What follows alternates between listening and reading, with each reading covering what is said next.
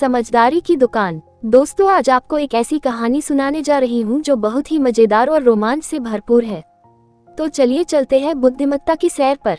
एक लड़का था जिसका नाम अविनाश था। जैसा नाम वैसा रूप, अकल में भी उसका मुकाबला कोई नहीं कर सकता था। एक दिन उसने घर के बाहर बड़े बड़े अक्षरों में लिखा, यहाँ अकल बिकती है। उसका घर बीच बाजार में था। हर आने जाने वाला वहाँ से जरूर गुजरता था। हर कोई बोर्ड देखता, हंसता और आगे बढ़ जाता। रौनक को विश्वास था कि उसकी दुकान एक दिन जरूर चलेगी। एक दिन एक अमीर महाजन का बेटा वहाँ से गुजरा। दुकान देखकर उससे रहा नहीं गया। उसने अंदर जाकर अविनाश से पूछा, यहाँ कैसी अकल मिलती है और उसकी कीमत क्या है? उद्धरण, उसने कहा, यह इस बात पर निर्भर करता है कि तुम इस पर कितना पैसा खर्च कर सकते हो। गोपी ने जेब से 1 रुपया निकालकर पूछा, इस रुपए के बदले कौन सी अकल मिलेगी और कितनी? भाई, 1 रुपए की अकल से तुम 1 लाख रुपया बचा सकते हो। गोपी ने 1 रुपया दे दिया। बदले में अविनाश ने एक कागज पर लिख कर दिया, जहाँ 2 आदमी लड़ झगड़ रहे हो वहाँ खड़े रहना बेवकूफी है। गोपी घर पहुंचा और उसने अपने पिता को कागज दिखाया। कंजूस पिता ने कागज पढ़ा तो वह गुस्से से आग बबूला हो गया। गोपी को कोसते हुए वह पहुंचा अकल की दुकान।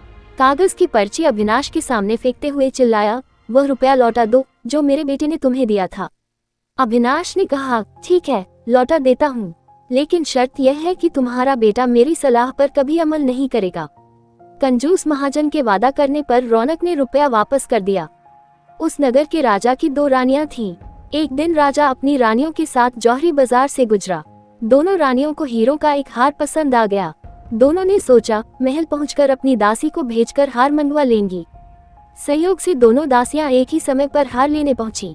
बड़ी रानी की दासी बोली, मैं बड़ी रानी की सेवा करती हूँ इसलिए हार मैं लेकर जाऊंगी।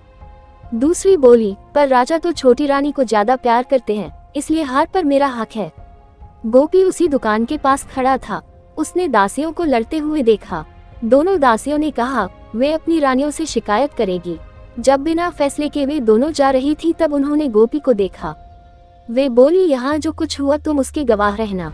दासियों ने रानी से और रानियों ने राजा से शिकायत की। राजा ने दासियों की खबर ली। दासियों ने कहा, गोपी से पूछ लो, वह वहीं पर मौजूद था।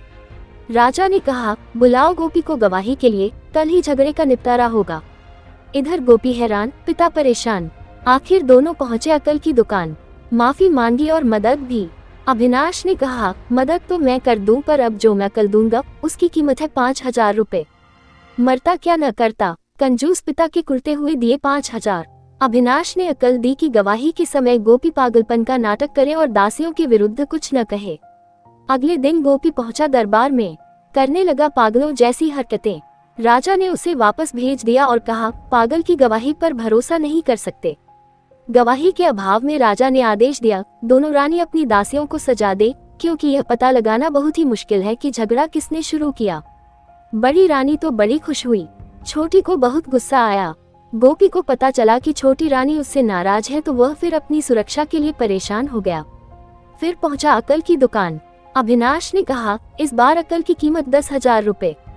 पैसे लेकर अविनाश बोला, एक ही रास्ता है, तुम वह हार खरीद कर छोटी रानी को उपहार में दे दो। गोपी सकते में आ गया, बोला, अरे ऐसा कैसे हो सकता है, उसकी कीमत तो 1 लाख रुपए है। अविनाश बोला, कहा था ना उस दिन जब तुम पहली बार आए थे कि 1 रुपए की अकल से तुम 1 लाख रुपए बचा सकते हो। इधर गोपी को हार खरीद कर भेंट करना पड़ा, उधर अकल की दुकान चल निकली। कंजूस महाजन सिर पीट कर रह गया।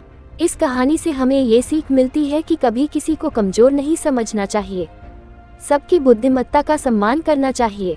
धन्यवाद। ऐसी ही मजेदार कहानी के लिए हमें फॉलो करें।